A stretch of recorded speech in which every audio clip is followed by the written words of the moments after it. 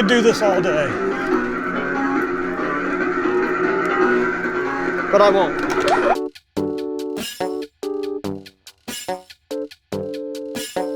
Greetings, beautiful mutants. My name is Mark Mothersbaugh.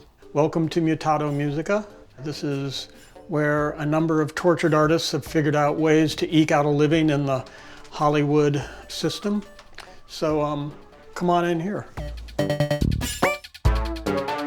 The building we're in, I painted it bright green about 25 years ago. It was originally a plastic surgeon's office. It was called the Institute of Beauty. About every 2 or 3 years, my wife comes over and says, it's starting to look like a pawn shop again. I'm a collector. I've got a serious collection problem. I started with Devo. I was archiving all of our old keyboards. Then it just kind of spilled over into I collected a lot of sound making things and esoteric instruments. And this one here is something that I used during the Rugrats days. It's called an ondioline, and it's got a ribbon controller on it. For tremolo, you wiggle the keyboard. If that isn't the most awesome thing. I've never seen that ever again on another keyboard, but I love that idea that you go to get a tremolo vibrato effect. I got mine because I was writing this album called Freedom of Choice with Devo. We were in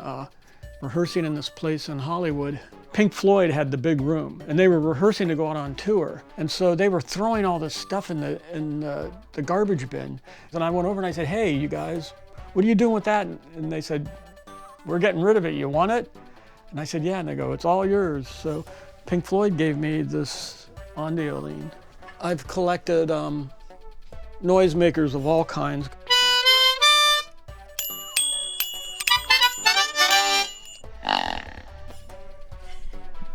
I have a big collection of bird calls.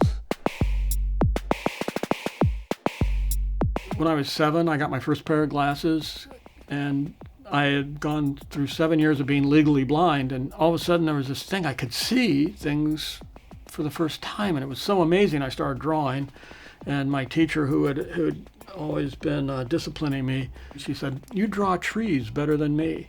And I dreamt I was going to be an artist that night. And I hated music, actually, because I had to take organ lessons.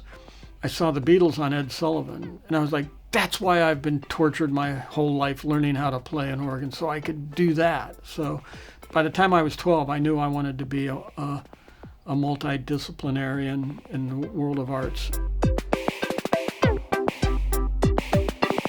I come from the school of writing everything myself and orchestrating everything myself and being self-contained. But over the years, I've learned how to incorporate a team to work with me. So I've got people here that their specialty is taking my crummy mock-ups that I make and then taking that and redefining it for a 100-piece orchestra, for instance. Albert and I are mostly in television, and Mark will write a bunch of music and send it to the filmmakers, and then they'll pick out themes that they like, and then we take it and use that as a roadmap for the rest of the show. We have to choose instruments that will agree with the sonic palette that has already been, hopefully has already been established on the show. We'll get the logic files, and then we'll have to reassign sounds or add certain things or take certain things out to better fit the scene. Every project has slightly different demands. In general, I tend to like to work on Logic and put my sketches out through Logic, but sometimes it needs more of a human performance to it, so I'll play it on a live instrument and we'll record it first.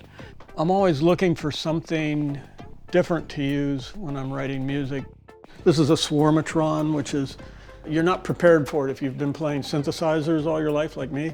All the settings on it have nothing to do with how you normally think about synthesized music, so this is really a lot of fun. And teeny piano. I got a couple of these things. They're like old TVS-1s, Oberheims from the 70s. This one particular keyboard right there, its claim to fame is Life Aquatic. It's the synth that I did the sequence on that goes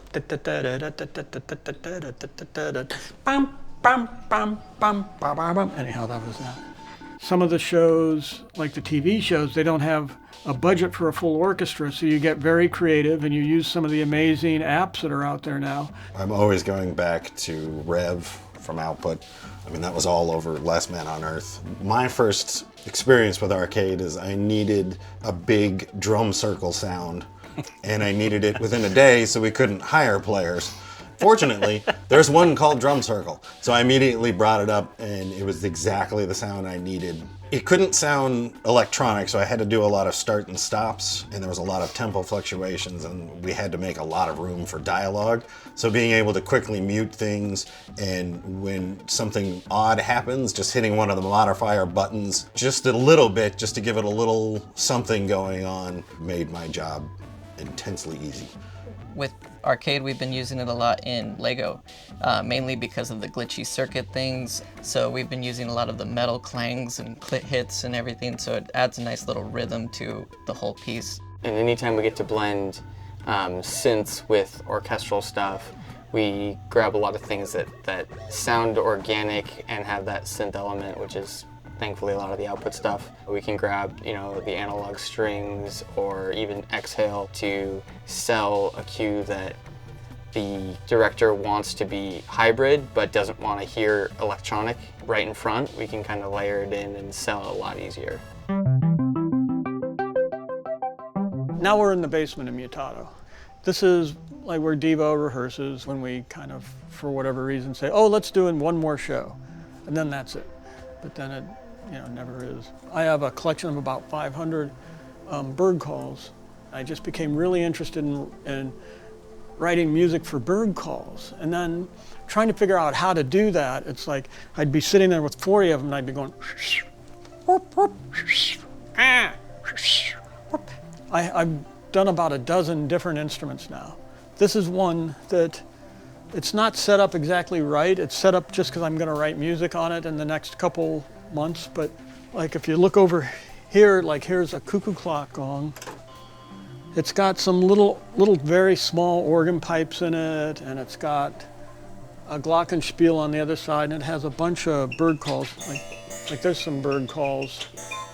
Ultimately, I'll just put MIDI information on this, and so it'll go out without the keyboard or a computer attached anymore. But I have this one thing I put. The little farm animals.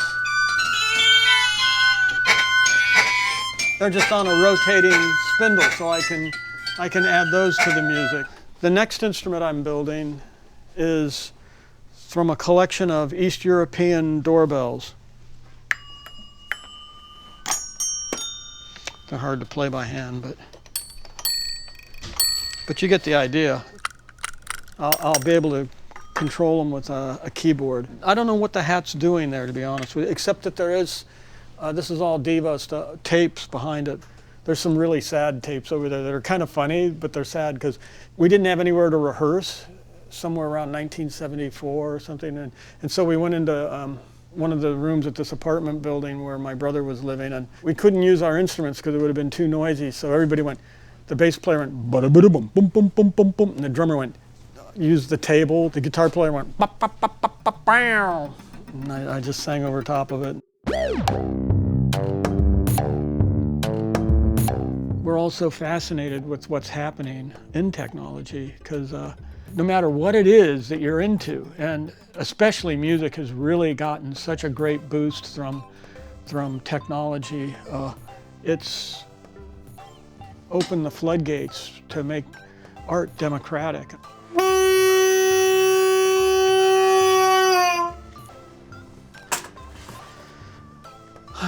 So that's what I do after work.